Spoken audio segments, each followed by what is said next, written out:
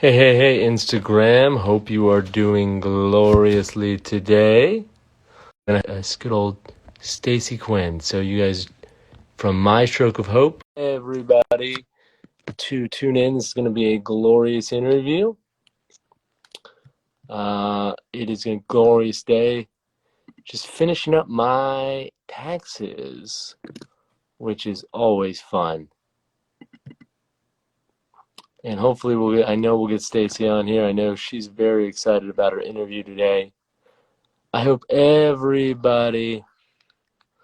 Well, hello. So glad to have another stroke survivor on here. This is a glorious time for all brain injury stroke survivors, for us to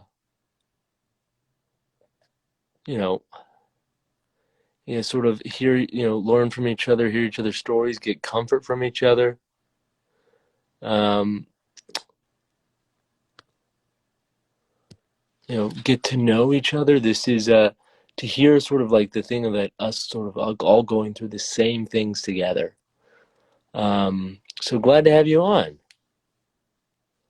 I'm doing gloriously today, having a glorious day. Despite the joys of, I just spent an hour on the phone with H&R Block customer service. And I will only say that.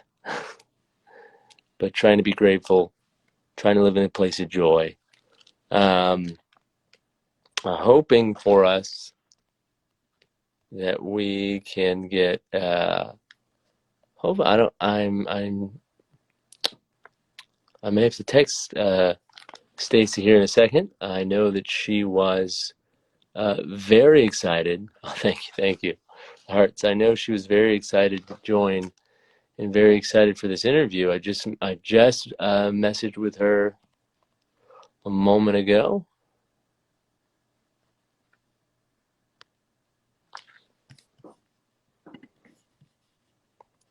So hopefully, fingers crossed, we can get her on here.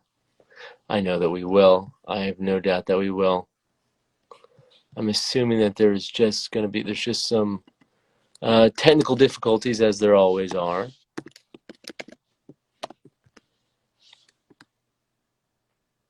Oh, you just spoke to her. Oh, glorious. So glad to hear it. Oh, well, there we are. We got Stacey right there. Let's see. Hopefully Stacey's going to let you join with the video. Yes, absolutely. Maybe.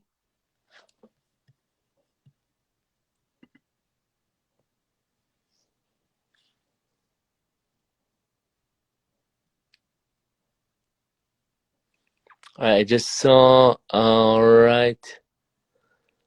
Let's see, Stacey, if you hit the camera, or like the little the box sort of camera looking thing at the bottom. I think that'll be the way for you to join in here.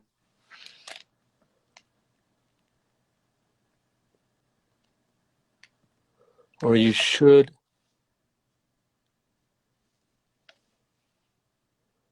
Stacey, is it is the invite to join with video showing up? Fingers crossed.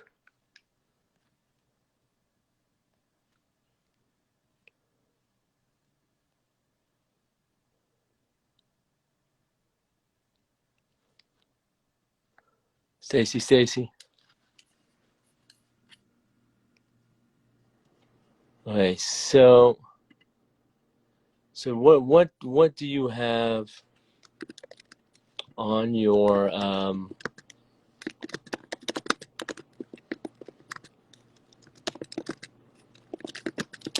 do you have any sort of options on your bottom? Nothing on there yet.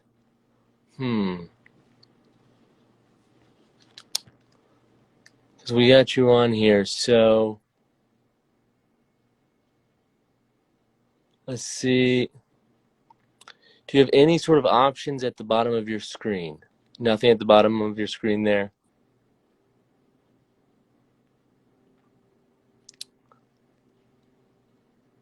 So that,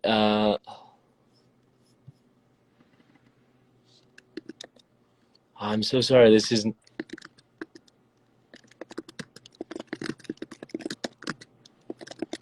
we're getting technical difficulties figured out. Everybody.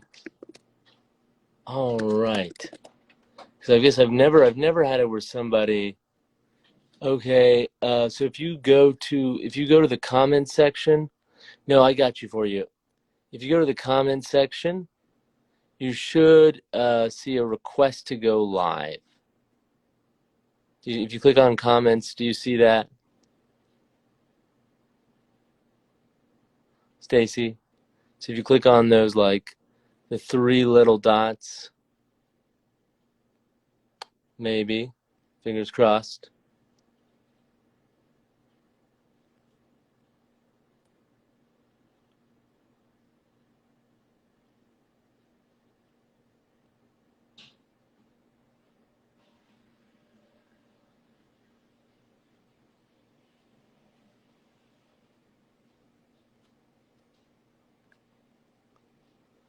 Maybe, fingers crossed.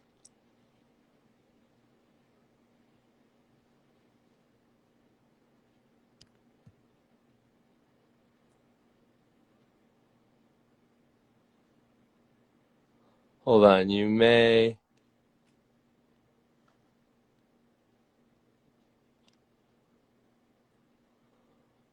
may have to.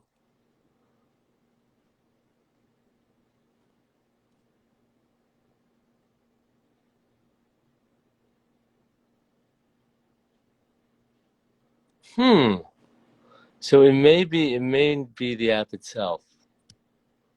Okay. What we may have to do, Stacy. All right. What I'll do is I am going to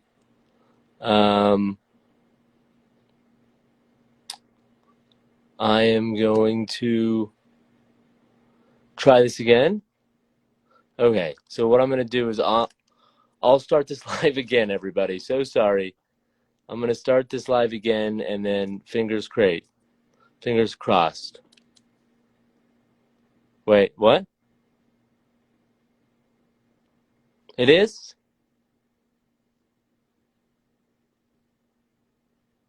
Is it letting you go live?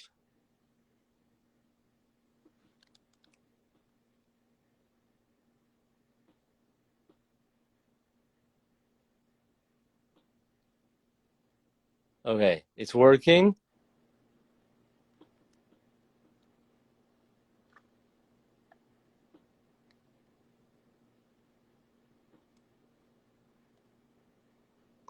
Okay, we're gonna get it working.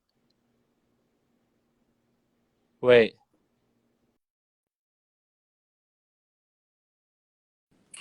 There we are. Success.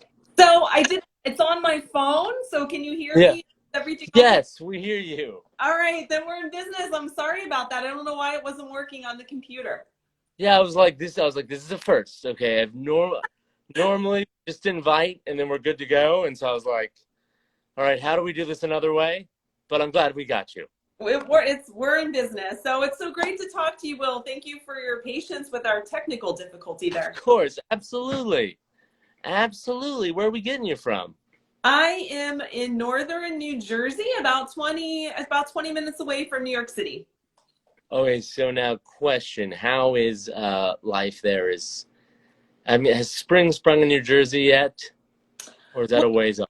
A little bit. I was just in a park not too far away, and the cherry blossoms are starting their bloom. So yeah, this week I'm running a 10K in the park with the cherry blossoms. So by then, a lot of them should be out and looking good. Glorious. Okay, so that's good to know, because I lived in Boston for 3 years, and March is a tricky month. It is. It is very tricky here in the March, April timeframe. You never know what to wear. You're like, so I'm preparing for 35 to 75, and Exactly. we'll see what happens. Yeah. Well, I mean, how's the day going for you? It's actually going really well. I just spoke. I just got back. I spoke at a women's shelter, a local shelter, about stroke awareness and health, and it was really just a nice event. And the women were so appreciative to have someone come in and talk to them and educate them about stroke and health and how to take care of themselves. That's glorious. That's awesome. And now we're talking about it again. Yeah, it's Rocket. Awareness Sunday in my life, but I'm always happy for the opportunity because, Will, you never know when one person might hear your story or learn stroke symptoms and how that can save a life. And that actually happened to me last year around this time. I gave a presentation to a corporation, and a gentleman Mm. heard the story, and then a week later, an employee was on a Zoom call and he was slurring his speech. And the gentleman had remembered my story and had an ambulance sent to his house, and he was indeed having a stroke. So you just never know where your awareness or sharing one story could help save a life. So I'm always excited to do these types of programs. That's awesome. I think that's absolutely glorious. Thank you. That's glorious. Well, absolutely. That's what we're all about here. Well, and I to start off, I always want to just start off with hearing your story. Yeah, so my story started out as, I will say, at the time that I had my event, I was in the best shape of my life. I was working out with a trainer. I was eating healthy. Life was good, Will. I would think at that point in time, my greatest risk was catching the flu or the normal common colds. But Mhm. for me, one day I worked in the city at the time in New York, and I was on the train, and I got what I would describe as the worst headache of my life. But it was around the holidays. I'd been to a lot of parties and I was busy shopping, and the end of the year at work, I worked in financial services, is always really a stressful time. So I thought, gonna go into Starbucks, get a coffee, take a couple Tylenol, and everything's gonna be fine. So I did that, went about my day, typing away. I had a meeting with my boss, and that's when it happened.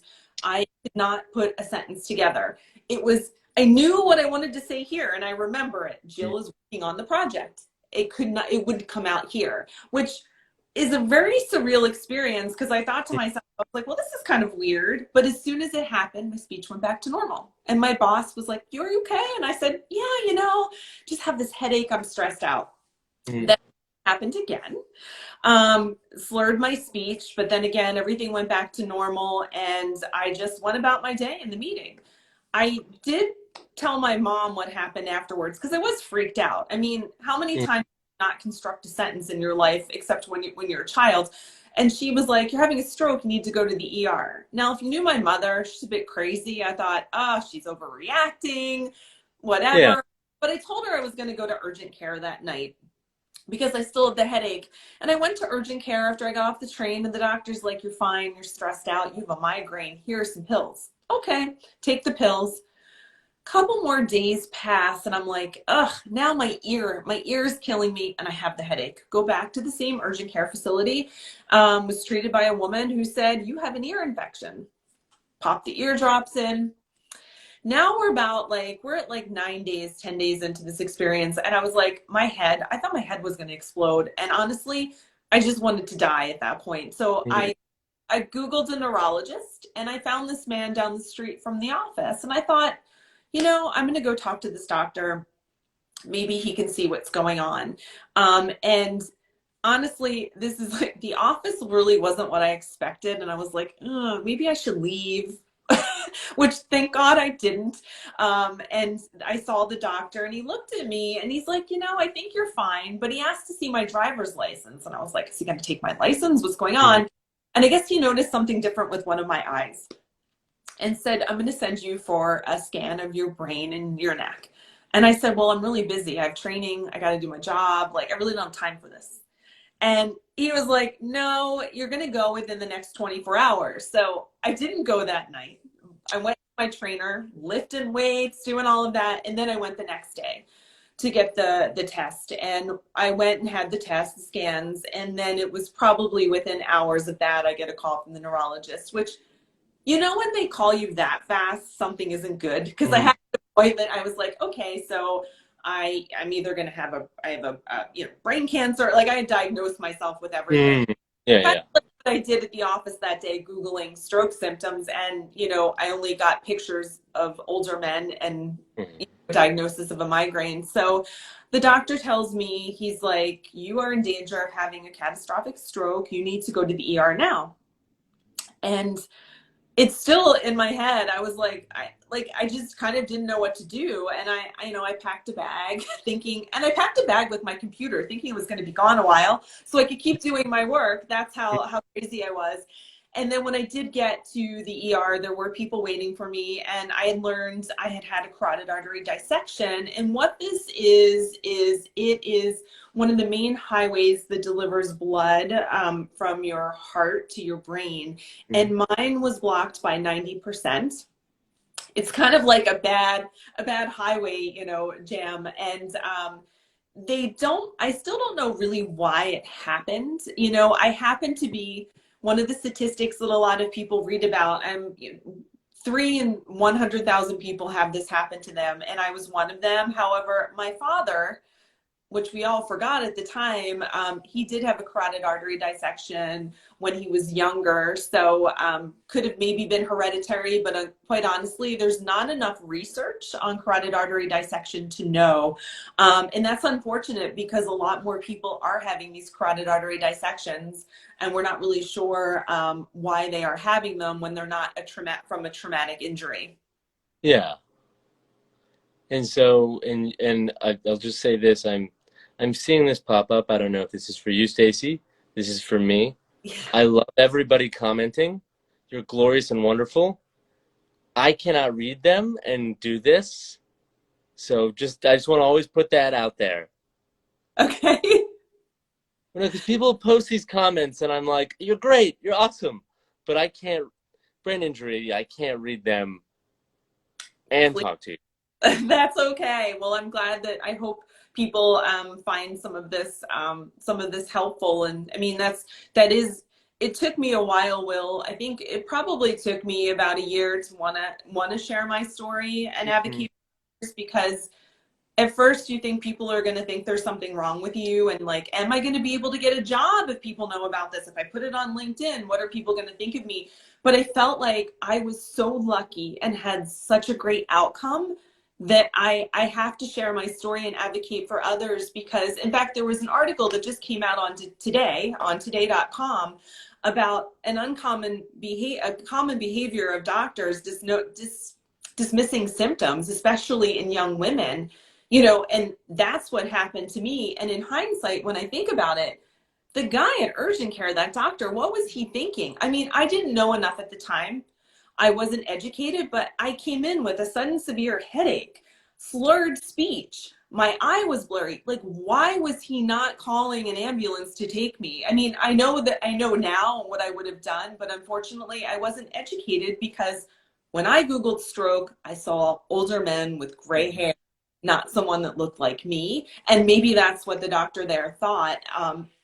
But I just feel as though it's something that is misdiagnosed a lot of times in people, because when you say you have a headache, you know, everybody gets headaches, right? Yeah. Well, and like for you, this was not related to, because I do want to, you were talking about your dad and Mm-hmm. how this be passed down. This wasn't lifestyle, was it? No, because it was interesting before all of this happened, and this is probably why I dismissed it. You know, I always encourage people, go to your annual wellness exams. And I had Mm. done cholesterol. Even my doctor was like, your cholesterol is great, blood pressure is perfect. So I had no reason to think that anything like that was wrong with me. You Yeah. know, and I tried to dissect, you know, could I have lifted weights in the gym and caused it? And I will go back that I think where this happened was, I don't know if you've ever been in the grocery store parking lot where they have the things where if you're doing the cart, it automatically stops. So you can't take the cart out of the parking Mm. lot. Well, a couple days prior to that, I was in one of those, and me, always in a hurry, rushing around, I was in a parking lot with one of those carts and it stopped and it kind of jerked me back. And I remember thinking, oh, that felt weird, but then nothing happened and I kept going about my day. So not really sure. I'll never really know why it happened. But if I had to give a reason, I go back to the grocery store cart because I was going at such a fast pace and it kind of bumped me back. Uh-huh. And sort of maybe cause the sort Could of, have caused it. Maybe it was always going to do that. And that was the thing that kind of was like, hey, it's time. And it made it happen. But when I look back, I think that probably that was the cause, but I'll never know.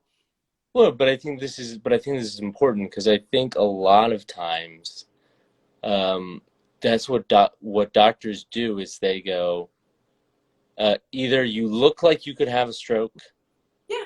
you know, if you're not, well, no, you said you're running, I mean, in the gym, you're living your best healthy life or trying to, and it's like, okay, so you're fine, Yeah. you know.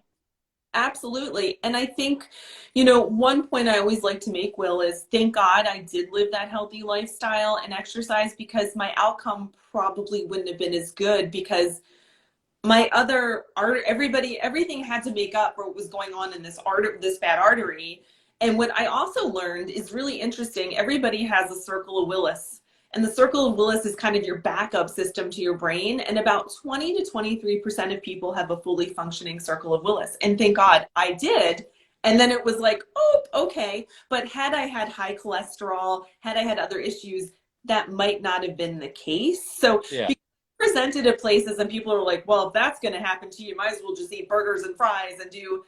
But no, in the end, even though I was annoyed that I did everything right and this happened to me, it helped save my life, you know, Yes. from having really severe disability. So in the end, it was good that I did all of those things for my health. Absolutely. No, and not discrediting that, but sort of that thought of like, I think there is this thing that like people feel like you can prevent these things. Do you know? Yeah, And it's like they can just come out of nowhere. they Not can change in the blink of an eye. absolutely. Well, I'm curious. So I'm curious. So then you. So I'm curious to talk like. So your neurologist says you're having a stroke, or you're about to have a stroke, Mhm. right? And so then talk to me about following that. I mean, when do the symptoms escalate? My symptoms, what I had would happen in my boss's office, but what would have happened is had I not gotten the care, the carotid artery, would have just fully blocked. And I don't know, I probably would have went into a full stroke. And then because I didn't get the medical attention, had I gone when all that happened in the boss's office, I wouldn't have had my blockage probably wouldn't have been 90%. And I wouldn't have developed the pseudoaneurysm that I did on there had I known the stroke symptoms and someone would have called an ambulance for me. So I got to the hospital before that had happened, thankfully. Yeah, that's great. So then, for you, I guess. So you say you have the slurred speech, you have the trouble forming words, and now I'm curious, like, and those, I guess, at the end, those were did those symptoms remain with you, or? They did.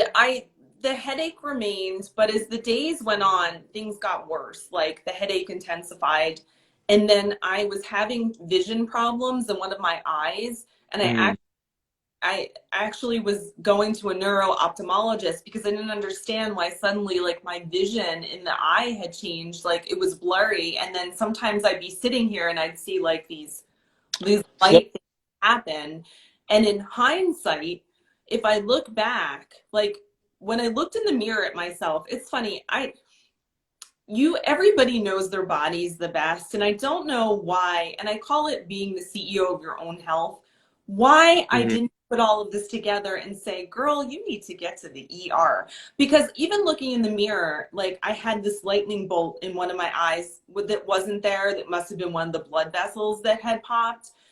I was having trouble seeing out of my eye. I did have Horners. Now that I look back, my eye was drooping. I looked Mhm. terrible.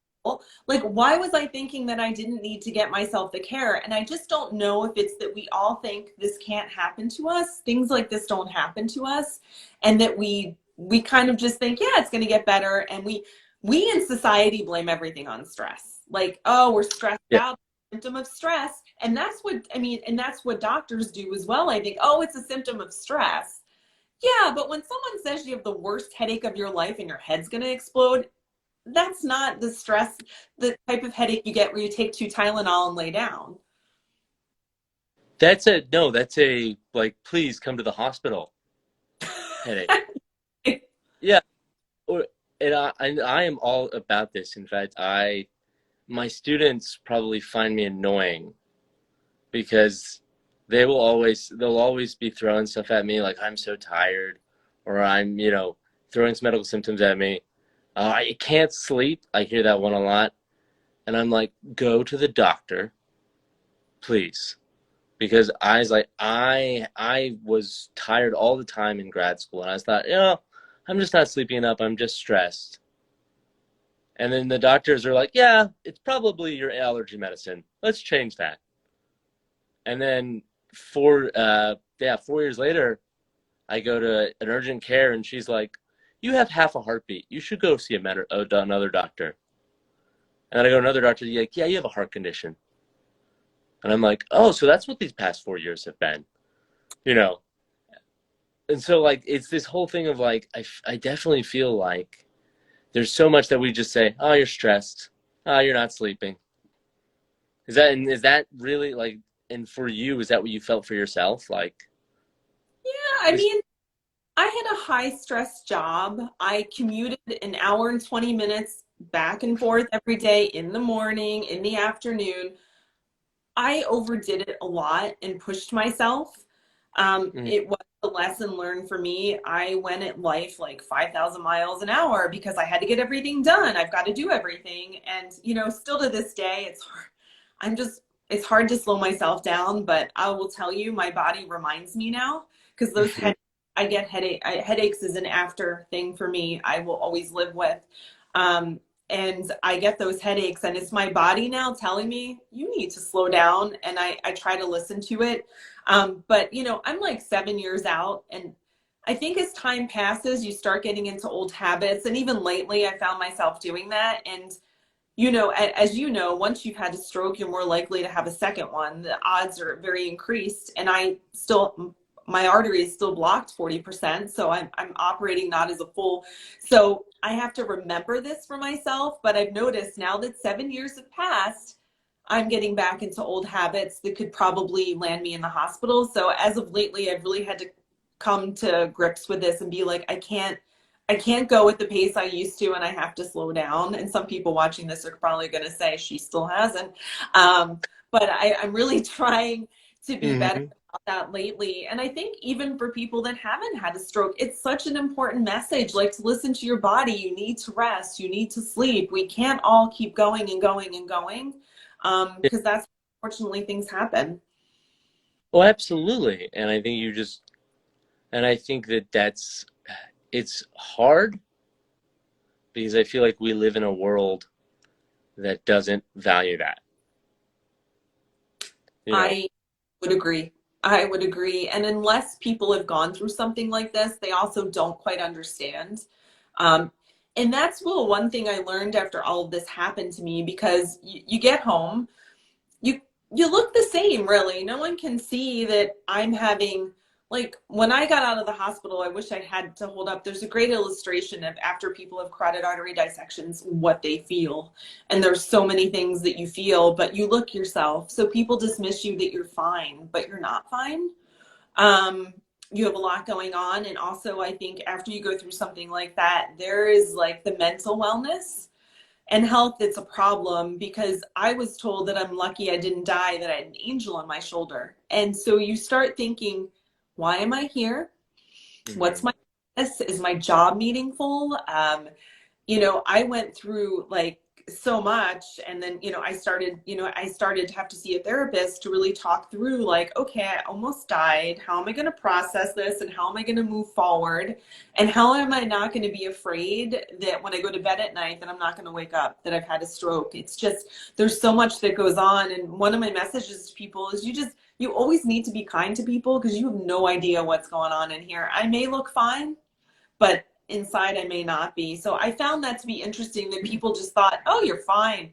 It's all great. And it, you know, my first year was really hard after all of this had happened, and, you know, the headaches that I got, the fatigue, my eyesight got better, but that took some time, which I learned your eyes rebuild blood vessels, like fascinating stuff about the human body repairs itself. But I think that's one message I always like to say: lead with kindness. You don't know what's going on with people. Well, absolutely. And I found for myself the "you're a miracle" thing is like really hard, because I don't know if you felt this, where it's like, you're a miracle. I I mean, I'm grateful that I'm alive, but I'm not feeling quite like a miracle right now. I would fully agree with you. Yeah, so yeah, because I'd love to talk about like the mental health struggles, because I think what I found for myself is that like that can be some of the hardest aspects of this. Was that it for you? Yeah, and I think to this day it still is, even 7 years later. I mean, I would it was hard. Like I would just cry for no reason. And then, you know, I had to keep going for all these tests afterwards. And there was one moment I remember, and I saw, like, I was in the middle of New York, and I was in the middle of the street, and I just started to cry. And I almost felt paralyzed. Luckily I get by a car, but I just started to cry because, like, I didn't understand why this happened to me. I had done everything right. And here I am, like, just trying to figure all of this out. And then I also remember, you know, people made it a lot harder sometimes, because I was at work, and after this, you go through a series of MRAs, brain scans, to see the process of how the artery's healing. And I remember one day, and I went back to work rather quickly, too quickly, but I did my job. No one knew, you know, people knew what had happened to me, but I kept going. And I remember a woman that I worked with at the time making this comment to me, well, it must be nice to be leaving work early. And I was actually leaving to go get a scan of my neck and my brain to see how I was healing. And I was like, do you really think I want to leave early because of, like, what has happened to me? So there were a lot of moments like that where just people just, I mean, it just got to me. I was like, you have no idea what I'm going through. I'm not leaving to the office to go have lunch or have a party. I'm going in an MRI tube where I'm claustrophobic, and that in itself is hard, right? So Yeah. I found that to be one of the difficult things, is because, like I said, you look the same as you did before this happened to you. People don't understand. And, you know, it was like comments like that. I was like, are you kidding me? You have no idea. So What the and I'm trying to find the nice Christian words for this person, and I'm struggling, because I mean, she sucks. Like, yeah, wasn't a nice person, but for as much as there aren't the nice people out there, I was amazed, you know, for the other people that were out there. There were people that I hadn't worked with in 5 years that had reached out to me, and, you know, hmm, come clean my house or do something for me. So there are the people out there that do that, but there are the people that, you know, are so kind and willing to help you during something like that. So I am grateful for that. But there is, like, the mental health aspect of all of it, which was interesting for me. I tried a therapist and it didn't really work for me. And I ended up going with, he was a coach. He was a career coach, and also like a help find yourself coach. And after I thought the therapist was digging back into my childhood, I'm like, dude, I just almost died. I need to cope with this. And I don't know, whatever happened in my childhood has nothing to do with it. So he wasn't quite getting that. So anyone who Yeah. goes through this, I think you need to find a therapist that has dealt with people that have had strokes or have had almost died type situations, because otherwise they don't quite get it. But this coach really helped me, and we did all these exercises just to help myself like think through that I'm strong, I'm going to get through this, and like maybe I should take a different career path. Like he just helped me with everything, and I'm really grateful that I had found this man, because those sessions really helped me cope and also kind of move forward. Yeah, and because now, and for you, I guess, and how, what was the thing that he really helped you with in that, um, in those sessions? So I think I can credit this man to, so he had told me, you have to share this story. It can help people. And at the time, this was after, I was like, no, I can't share this story because people are going to find out. Am I going to be able to get a job, or are people going to judge me? And he was like, Stacey, you have to share this story. And I thought about it, and we kind of mapped out how I could do this. And I actually see that Joanne is watching, and Joanne, she is a heart disease survivor, and she was the first person. Someone had invited me to a Go Red luncheon that's part of the American Heart Association, to connect with other people that had gone through something similar. So I went to this luncheon, and I was a little thinking, I don't really want to talk to anyone, I don't want to share this. And it was kind of my coming out, where like all of these women had been through things that were like so much worse than what I had been through. And they're sharing their stories. I'm crying. They're sharing their stories. I'm crying. I needed to have this moment. And Joanne, who's watching this, she was the speaker at the luncheon, and I heard her story, and it was just, she was so brave and so strong. And I said, why am I sitting here feeling sorry for myself? I am so lucky. I am grateful. I have to share this with other people so that if they have stroke symptoms, they get to the hospital fast, or if they are with someone, because, Will, as you may know, 1 out of 3 times a bystander gets the person who's having a stroke help. So Mm. even not that you can help someone that is. So it was kind of my aha moment at that luncheon, but it was in greatness for that coach that had said, you have to share this, and it's a way to help you heal. And it absolutely did. So I'm grateful for that. It wasn't I don't think the therapist would have given me that advice and guidance. And I'm grateful that I went that route with the coach who had helped me figure that out. Well, absolutely. No, I think like sharing is key, and that's where like it's so awesome that you were up for that so soon after, because it took me a very long time uh, to share my story, and I'm like, I wish I had sooner, because it's so freeing. It is, and I think it helps you heal a lot too. And especially, I always recommend, I think, being with people who have gone through something similar, and learning from them is so important. And that's why I've started my Stroke of Hope. Right now, it's an awareness campaign and a website, but one day I hope to turn this into a nonprofit to raise money for research, especially for carotid artery dissection. But I have people that reach out to me through my website who have gone through something similar, and they need someone to talk to or just to share ideas with. So I think that it's so important to have that group and that network to share with, because, even I recently spoke to a woman, and she wasn't really happy with a doctor after she had her carotid artery dissection. And she was, we were talking about, I was giving her ideas of what to ask the doctor, what to discuss. And it's hard to get that from people that haven't been through something similar. So I think, and even what you do, Will, this network is so amazing, because we can all learn for each other, and we all can be with each other. Yes, yes, yes, because I think like there's this thing that happens with a brain injury where because unless you're talking to somebody with a brain injury, nobody can really fully understand, what it's like to have a stroke or a brain injury. No, I absolutely agree. I mean, one of my gifts during the pandemic actually was, Will, I've like, ever since this happened to me, of such like a balance issue. And then also, it takes me a while. my left and my right, I can't, like, it takes me a while. So I always avoided taking group fitness classes because I was embarrassed because I can't keep up. I look a hot mess. Yeah. But pandemic, the only way to exercise, my gym would do these outdoor classes, and I missed it, and it was like outdoor with people and like during a pandemic. Yes.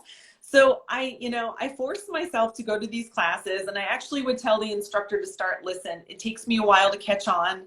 So I'm going to just stand in the back and do this. And I have to say, it helped me so much. I am so much better because of that. And I don't know, these classes really help me more so like kind of coordinate my left and my right, doing different things like that. And I was lucky because I had these brilliant instructors at my gym who kind of know this and would kind of subtly on the side come over to me and Mm. help me without making a big deal of it. So that was one of my gifts during the pandemic. I definitely, my balance and my left right was all much better than it was. That's awesome. And that you felt confident to do that. Well, I had no other choice. So it was either that, I was tired of walking and running in the park. So in these classes, I was like, well, you know what? I got to force myself. So Yes. it was one of the gifts from the pandemic. Yeah. You're like, okay, you know what? If I've got to do some exercise. Exactly. So, and Yeah. now I do them in the gym that, since things have reopened, and I'm a bit more confident, but still I mess it up. I'll be honest. And, thankfully the instructors are kind enough and they'll come on the side and help correct me. So I'm grateful for That's glorious. Well, that's, I mean, I think that's phenomenal. that. Will, Uh, question for you. I I do. read on your website that you have a book coming out, so would love to know like what's going on with that. Well, I am. So my publisher has had some stuff, some personal stuff that happened. I'm currently expecting, fingers crossed, edits this month. Oh, that's wonderful. Congratulations. Well, thank you. I'm hoping, because I'm like I need to, I've been talking about this for a while. I need to get this out. I mean, because my book was for me something that it took me 12 years to write. I don't mean that I wrote it like during all those 12 years. I mean, like, I was like, oh, I should do this. And then the part of my head's like, insecurities, insecurities, you know. Who wants to read that? What do you have to say? But then in 2019, I wrote it. It's my story of the first, first 8 months of my recovery. Oh, that's amazing. That's gonna Uh, be people, Will. Congratulations. well, thank you so much, and it's incredible because like the thing that happened for me, and I guess I always say like what God did for me. Not to say the book is not like yay me, but like, my little log line is like from coma to graduation, because it was my senior year of high school, and I was in a coma, and then graduation ended, and when I walked across the stage, I got a standing ovation at my high school graduation, Oh, which is just, like, that's just really cool. that's Uh, very cool. yeah, but I mean, like, the thing why it was so helpful for me, and this is why I always talk about sharing your story, is because I don't remember those months. I have snippets. I don't know if this is the case for you with for you at all, but it's like memories. I have snippets. It's like, okay, I need to reclaim those. I have a year of my life that is not mine. It's gonna be mine. Now, is there a book coming for you? It sounds like. Oh, well, I wish, but right now I'm really focused on my stroke of hope, more of just trying to do awareness programs like I did today at the women's shelter, speaking engagements like that, just to kind of get the word out. And then eventually I really would like to turn this into a nonprofit, because carotid artery dissection is not researched very well. There's not a lot, and even for one of my thing is for survivors is to create tools for them So I'm working on some things right now, like even just a checklist of questions to ask your doctor afterwards, things that you shouldn't do after a carotid artery dissection. There's just not a lot of information. So right now I've been really focused in compiling that on one place on my website and doing that. And then eventually, hopefully getting to nonprofit, but it's really hard to do when you have a full-time job. So I spend a Yeah. lot of spare time trying to do this and when I can speak and have opportunities. So I would love to do a book, but that's not in the future. But I'm going to focus on the website, the awareness, and creating tools and forums for survivors, because there's like, for us, for carotid artery dissection, there's only one book. It's a great book written by a doctor that gives you all the Q&As, but there's only that information for us. So I really would like to help fund some research in this space. Yeah. So people like me one day can be like, hey, can someone tell me why this happened to me? Because I'm always scared that it's going to happen again. So that's Yeah. going to focus for right now, Will. That's awesome. Well, I just have a couple more things I gotta get from you. You've shared some glorious insights. I really appreciate you being so open. I really want, and I feel like knowledge may be this answer. Like, if you could talk to yourself, like, what's the one thing you know now that you wish you could tell yourself at the start of your injury? You know, I actually wrote a blog. It's on my website. It was a letter to myself 6 years later. And in the letter that I wrote to myself, I think I just, I wish I would have had a little bit of a crystal ball that I knew that things were going to be okay. But I struggled for a while, thinking this was all going to happen to me again. So I guess what I'd like to just say to myself, it's going to be okay. And you're a lot stronger than you think. Because I always thought I was a very weak person, to be quite honest. Didn't have a lot of confidence in myself, but this experience helped me realize that I am much stronger than I thought I was. Really, because you seem to be a very confident person. Not always. No, yeah, you're presenting yourself in a very confident light. Which is interesting to say. Would you say that that is from the stroke? I do think my experience did probably helped me a lot in that realm. So yeah, I think, all of that was like, if I look back, was the worst moment of my life, right? But so many great things have come out of the worst moment of my life. I feel like I found my path to give back to people. I didn't volunteer. I wasn't as charitable as I was back then, and I probably should have been, but I found a way that I can give back to my community and help people. So that in itself is like a huge gift. I also, I had so many people come into my life because of what happened to me that I never would have met. And I'm so grateful for this group that I have. So again, another gift. And I think also my third gift is just, like we talked about, life can change in a blink of an eye. So being grateful and appreciative for every day I wake up, sometimes I'm like, wow, this is a gift. So I think that those things were some of the gifts that came out of the worst time of my life. So I look back and I think, sometimes things happen for a reason, and maybe this was my path to help people. Well, and I think the thing that for brain injury and stroke survivors, what we can often do is look at our old self with rose-colored glasses and say, oh, my life would be so great if. And it took me a long time to realize, oh no, my life is so much better. Because I mean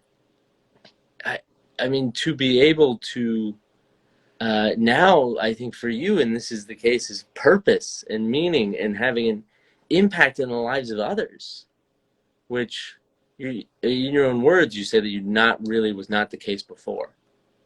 Yeah, correct. I would say that yeah, I wasn't but I guess this helped me find my path, and I just hope I can continue it. And when I do have my spare time, I will do as much as I can to help people and people that have had carotid artery dissection. And also, Will, as part of my Stroke of Hope program, I really want to go in and educate medical professionals because a lot of times, and the survivors I speak to, carotid artery dissection is often dismissed, and they don't look for it.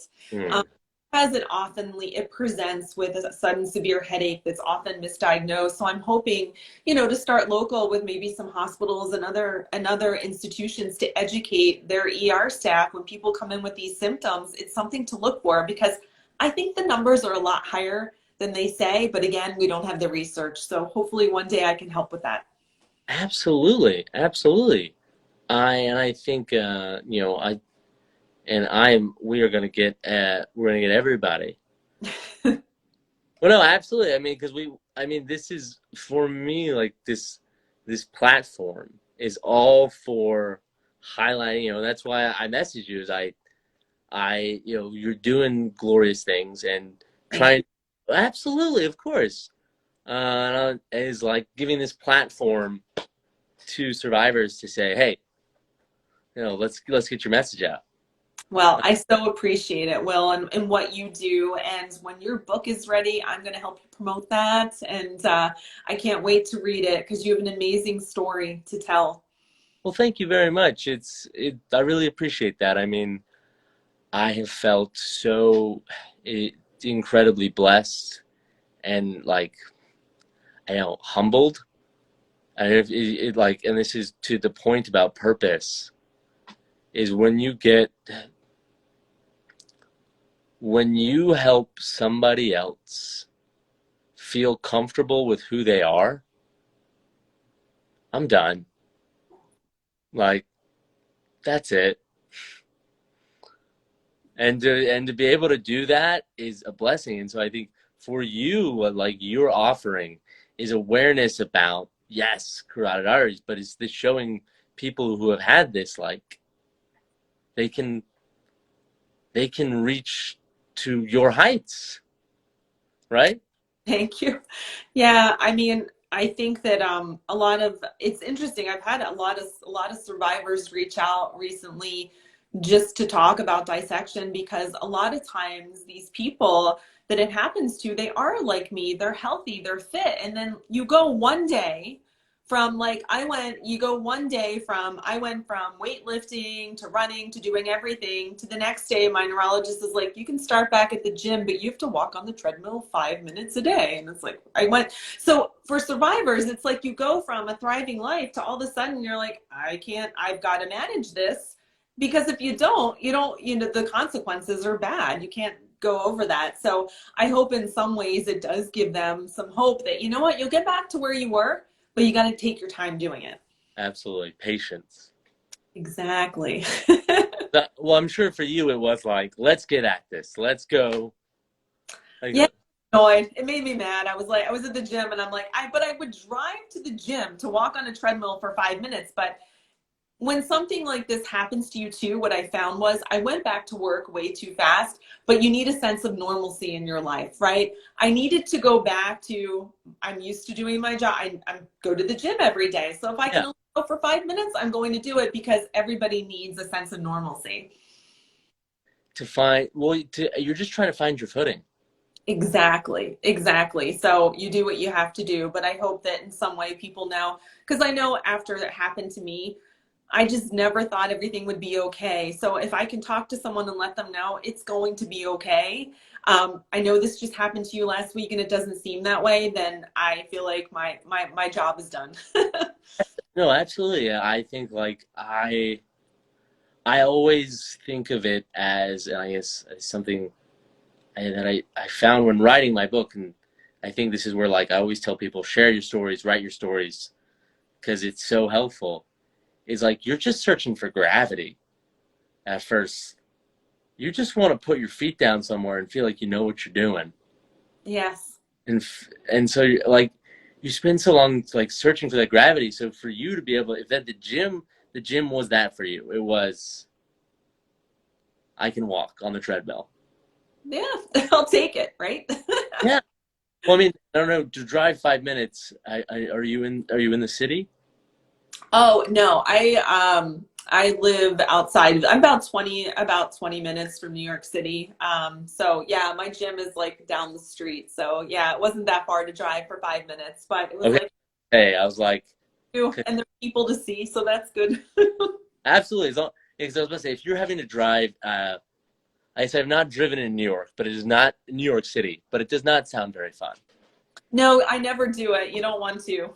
That's why that's why there's the train and the bus. Okay, good, good. Yeah, for a minute there, I was like, oh my gosh, I would be so frustrated if it was that for 5 minutes. Um, Exactly. well, I just have one question that I always love to ask because to me is so key, Okay. uh, which is this aspect of grief. So I the brain injury is a grieving recovering from a brain injury or stroke is a grieving process.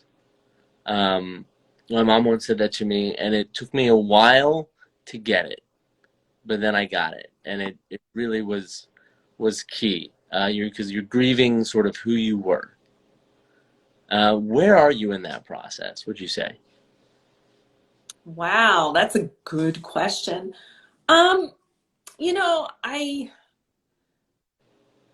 so like I'm 7 years out and but I still every now and then have a bad day, I'll be honest. So I don't know if the grieving process ever really ends. Like I honestly, I don't really, I think I'm a better person now than I was before. So I'm not grieving the old Stacy because I feel like this experience made me a better person for many reasons. Mm. I think where my challenge comes, maybe it's not grieving, is having those moments of, is this going to happen again? Um, and, I'll get like a pain or a bad headache and I have to worry. Like, even, gosh, it was last year, I got a nosebleed that was like out of this world and I've never had one. And I was like, it was like clots were coming out. So I thought my artery, I have the pseudo aneurysm, I thought it had burst. And I was like, oh my God. And like, I'm running to the hospital thinking that something's happening. Thankfully everything was fine, but there are those, like, I have those moments where I do, like, something happens and I tend to panic, like, is this happening again?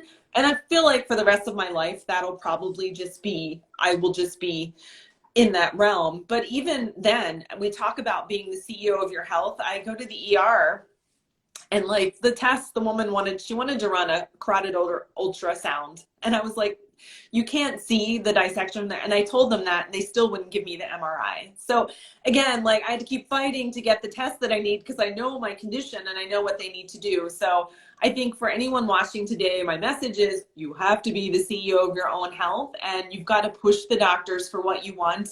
There was a great article on today.com about that unfortunately, especially with women, this is something that happens all the time. Our symptoms are not taken seriously and we don't get the tests that we need. So we have to fight. And I always say, if you get a doctor that's not listening to you, be the CEO of your health, fire them and find another one. I've fired a few since this has happened to me. So I learned my lesson and then I look back and I'm like, wow, I'm getting this great care. This doctor's listening to me. So I think that's just so important because we're empowered to do that. Absolutely, and it feels, and I think what we have to learn is that the doctors are not gods, you know, and they're only working from wherever their specialty is, you know. Like I said, like I went to cardiologists, neurologists, all these doctors in Boston at Beth Israel, which is a very, very good hospital. But it was a nurse practitioner at a CVS who said something's wrong, you know. So, like you said, push for what you need. Like, don't trust, like, you're not crazy. I think that's the thing.